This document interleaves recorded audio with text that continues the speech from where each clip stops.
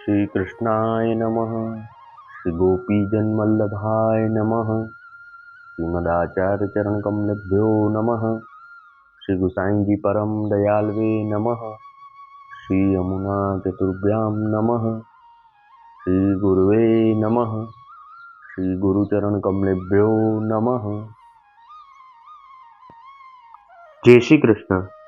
सबन को गोपाष्टमी की मंगल बधाई। अब श्री गुसाई जी के सेवक दो भाई पटेल गुजरात में रहते। तीन की वार्ता को भाव कहत हैं। भाव प्रकाश। ये दो भाई सात्विक भक्त हैं। लीला में बड़े भाई को नाम तरंगिनी है और छोटे भाई को नाम मुग्धा है। सो तरंगिनी श्री यमुना जी के जूत की है और मुग्धा राधा सहचरी की सखी प्रेम मंजरी है। ताकि ये सखी है, ये दो प्रेम मंजरी ते प्रकटी हैं, ताते इनके भाव रूप हैं। सो ये दो भाई गुजरात में कुंबी पटेल के घर जन्मे। सो इनके माता पिता इन दो उनको बालक छोरी के मरे। तब ये दो भाई अपने काका के घर रहे। सो काका वैष्णव हतो। ताते श्री गुसाई जी जब खंभाई पधारे तब इन्हू को श्री गुसाई जी के सेवक कराए। पाछे 2 बरस 20-22 के भये तब इनको काका मरियो। तब ये दो भाई ब्रज की यात्रा को निकसे। वार्ता प्रसंग 1। सो एक समय एक साथ गुजरात को श्रीनाथ जी के दर्शन को गुजरात सो चलियो।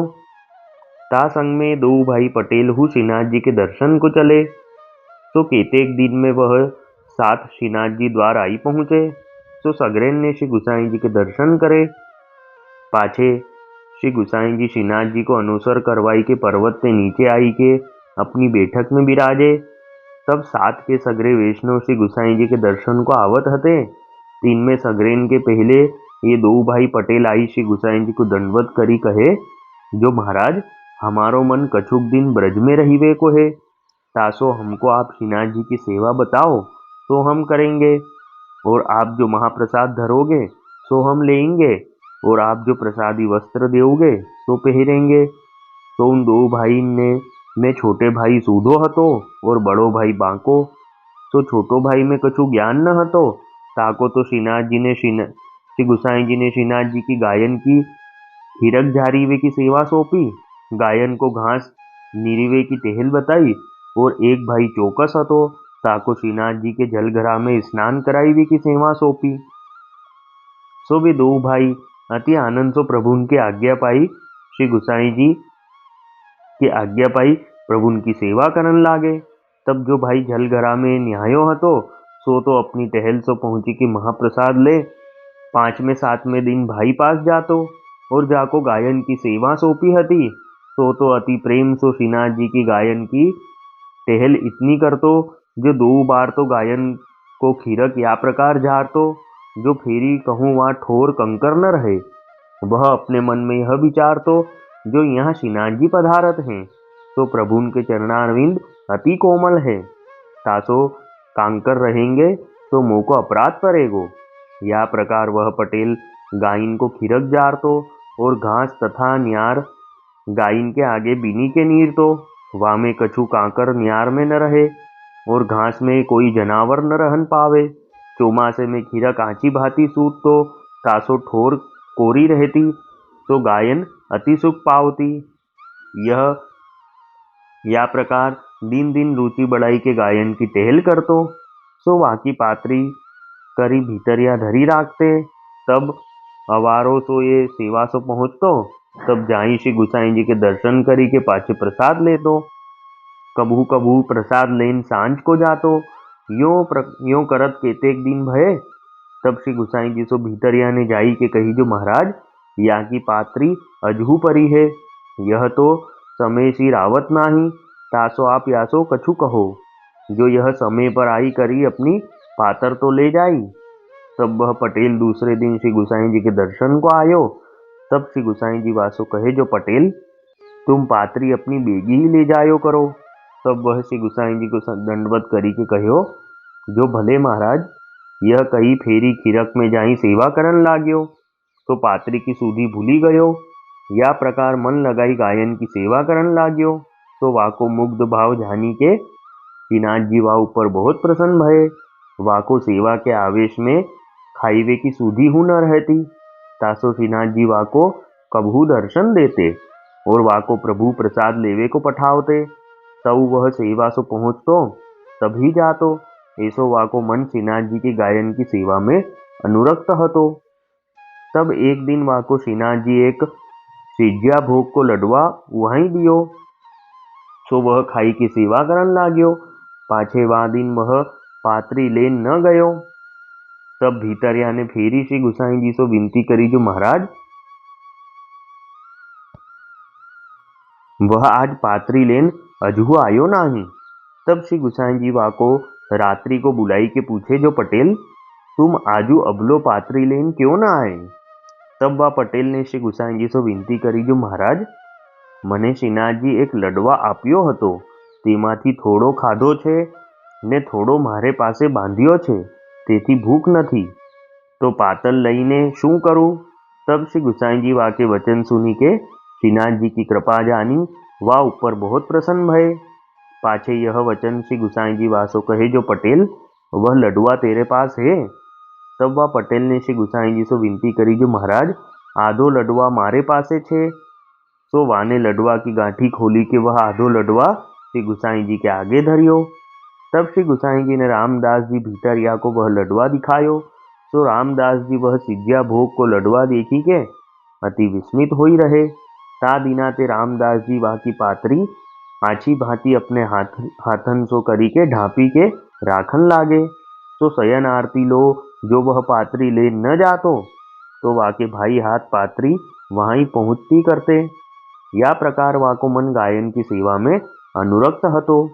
भाव प्रकाश या वार्ता में यह जतायो जो को गायन की सेवा अच्छी भांति करे तो श्रीनाथ जी आप ही ते वा पर प्रसन्न हुई। अब वार्ता का सारांश हिंदी में। अब श्री गुसाई जी के सेवक दो भाई पटेल गुजरात में रहते।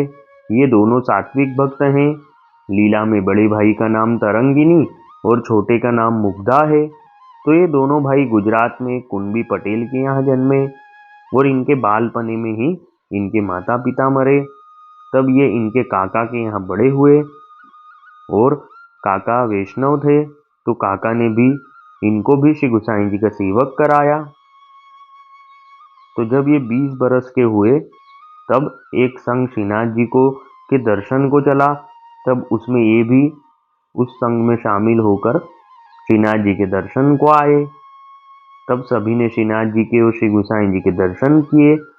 तब दोनों भाई ने श्री गुसाई जी से विनती करी कि हमारा मन कुछ दिन ब्रज में रहने का है तो आप जो श्रीनाथ जी की सेवा दोगे वो हम करेंगे और जो महाप्रसाद धरोगे वो हम लेंगे और जो प्रसादी वस्त्र दोगे वो हम पहनेंगे।